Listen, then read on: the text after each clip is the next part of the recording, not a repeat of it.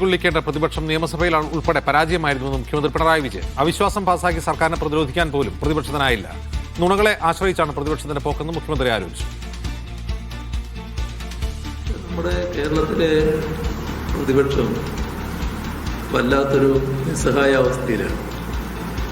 അത്തരം വിമർശനങ്ങൾ ഉന്നയിക്കാൻ അവർക്ക് കഴിയുന്നില്ല.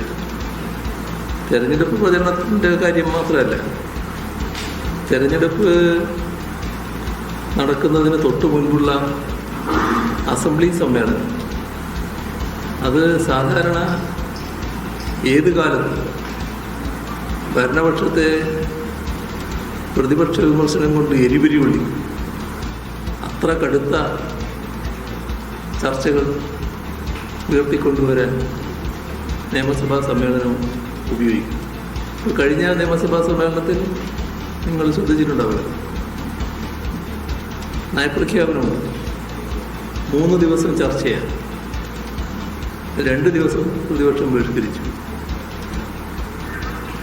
ഒരു ദിവസം പങ്കെടുത്ത് തന്നെ ഒരു കാട്ടിക്കൂട്ടി കണക്കുറപ്പിക്കലായിരുന്നു. ബജറ്റിൻ്റെ അവതരണം 3 ദിവസം പൊതു ചർച്ചയാണ്. ആ ചർച്ചയിലും പ്രത്യേകിച്ച് പങ്കെടുക്കാൻ അവർ തയ്യാറായില്ല. ഇതൊന്നും പ്രതീക്ഷിക്കാൻ കഴിയാത്ത കാര്യമാണ്. സാധാരണ ഒരു പ്രതിപക്ഷം ചെയ്യുന്ന കാര്യമല്ല. ചെയ്യുന്ന കാര്യമല്ലെന്നല്ല, പ്രതിപക്ഷത്തിൻ്റെ ഏറ്റവും വലിയ അവസരമാണല്ലോ ആ സമ്മേളനം.